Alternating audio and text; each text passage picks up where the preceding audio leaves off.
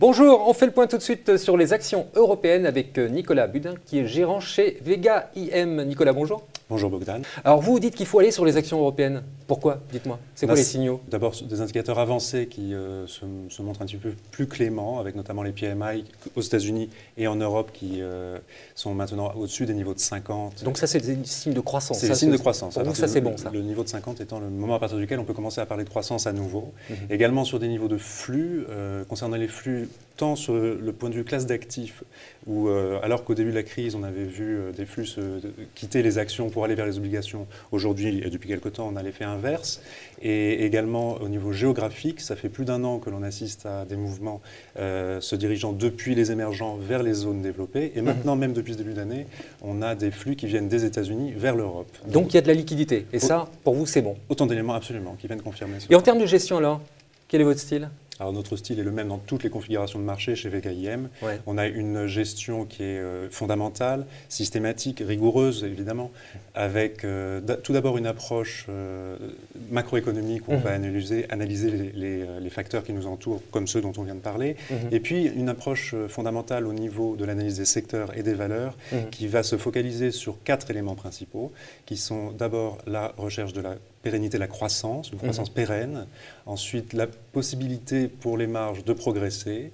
Le troisième point étant un point fondamental chez nous qui sont les barrières à l'entrée. Ces barrières peuvent être d'ordre de brevets, d'une industrie plus ou moins capitalistique, autant d'éléments comme ça qui rendent le secteur attractif, défensif.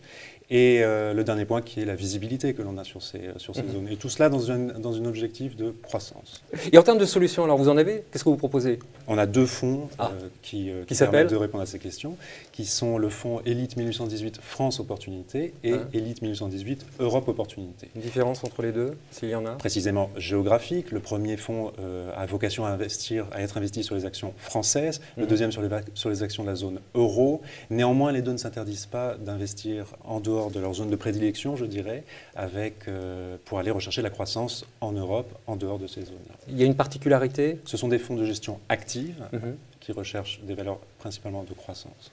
C'est des gros fonds? Le fonds France capitalise 220 millions d'euros, le fonds européen est à un petit peu plus de 150 millions d'euros. Ah oui, donc c'est des gros fonds quand même. Oui.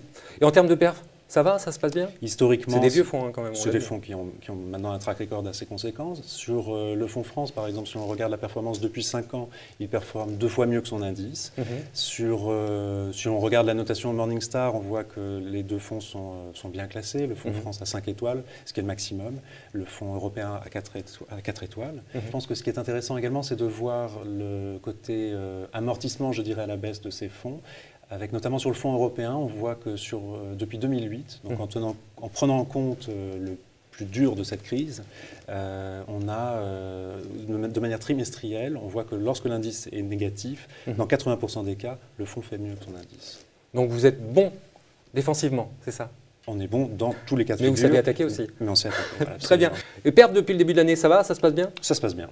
Content? Content. Très bien. Bah, écoutez, on vous suivra avec beaucoup d'attention tout au long de l'année. Nicolas, merci beaucoup. Merci Bogdan.